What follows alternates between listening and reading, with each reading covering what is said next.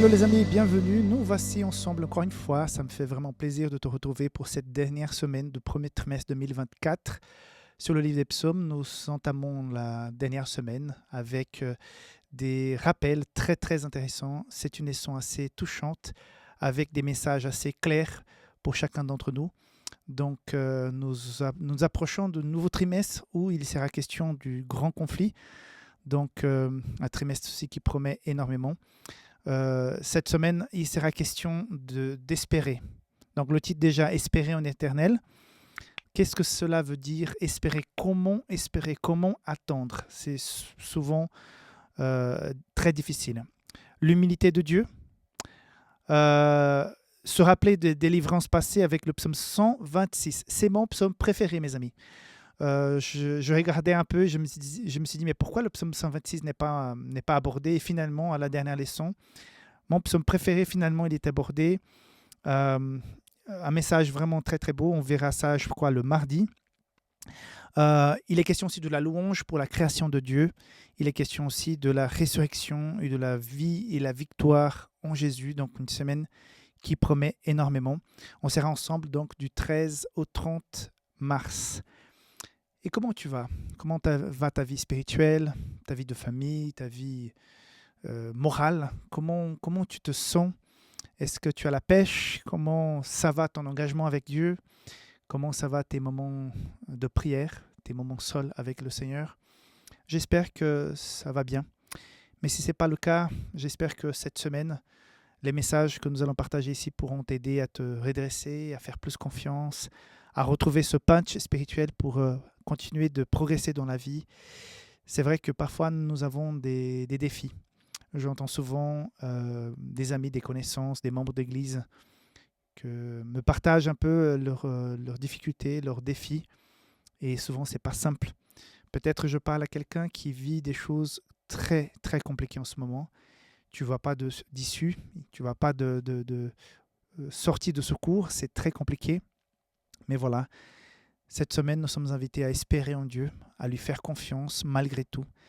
Et j'espère que tu pourras cette semaine avoir des moments de qualité avec Dieu et que tu pourras aller de l'avant malgré les difficultés. En tout cas, nous serons ensemble et j'espère effectivement que tu pourras vivre un renouveau spirituel pendant cette semaine. Je voudrais te rappeler encore une fois que nous avons une équipe d'intercesseurs qui pourrait prier pour toi si tu le souhaites. Il y a un lien en bas de cette vidéo où tu peux poser ta demande de prière. Là, tout récemment, j'ai reçu effectivement les dernières requêtes dans plusieurs langues parce que nous avons des équipes dans chaque langue qui intercèdent pour les requêtes, donc les demandes de prière. Et c'est beau de voir cette confiance.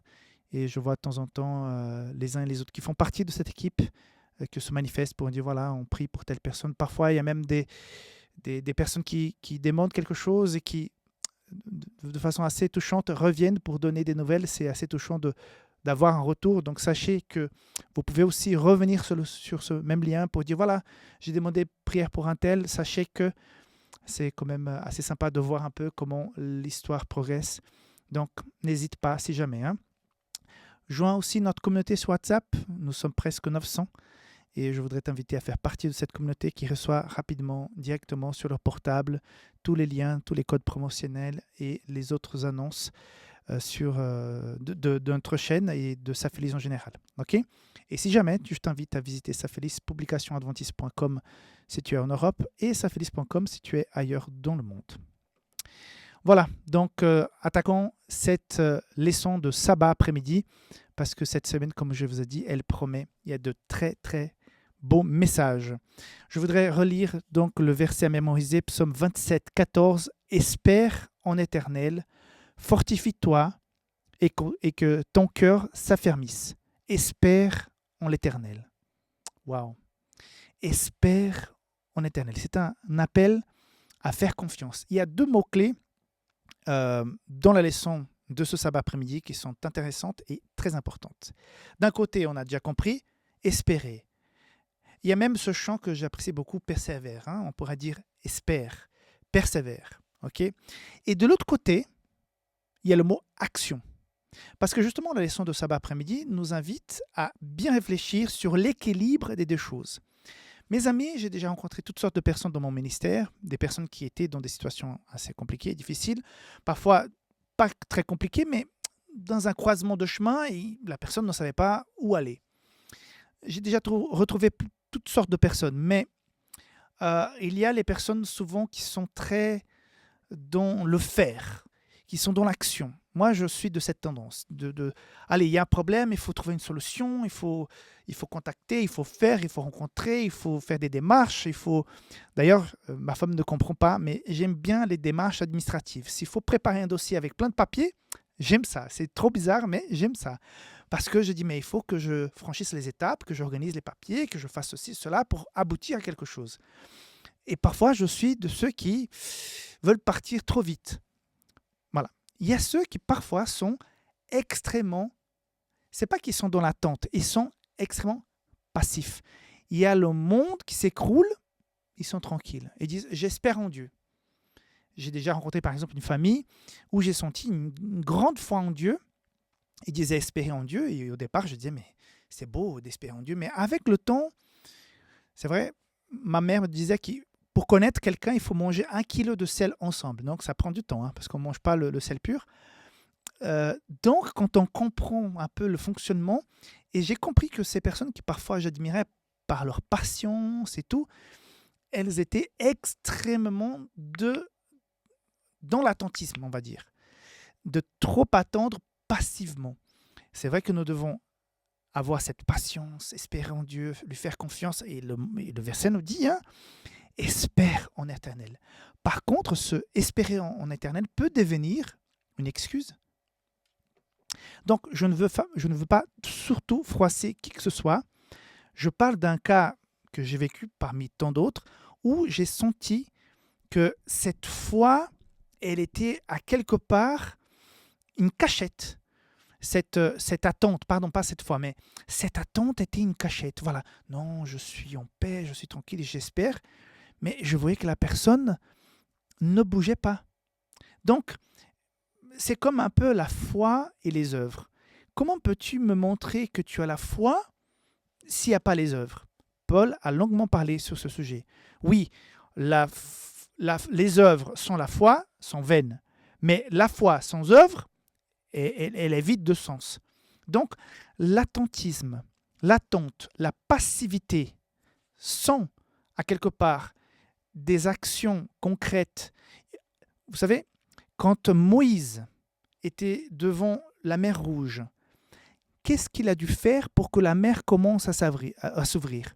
Est-ce qu'il était là dans la prière? Il a attendu, Seigneur, que la mer s'ouvre. Je ne vois pas de signe, Seigneur. Fais un petit début d'ouverture, Seigneur, pour que je puisse voir.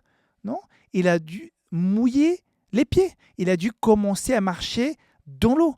Et c'est une fois qu'il était dans l'eau, et je ne sais pas à quel niveau. Imagine-toi un Moïse qui était déjà avec l'eau qui arrivait au cou, là. Et tout à coup, c'est à ce moment-là que l'eau commence à s'ouvrir. Je ne sais pas, j'imagine. Voilà. Juste, je ne sais pas à quel moment l'eau a commencé à s'ouvrir, mais imagine-toi qu'il a dû marcher et se mouiller, et c'était moi qui étais derrière. Tout ce peuple qui était là, qui ne savait pas s'il devait faire confiance, s'il devait retourner, demander pardon aux Égyptiens, et Moïse qui avance. Et c'est parce qu'il a avancé que la mer s'est ouverte. Donc, nous devons rechercher un parfait équilibre. Et la leçon nous dit quelque chose qui est très fort.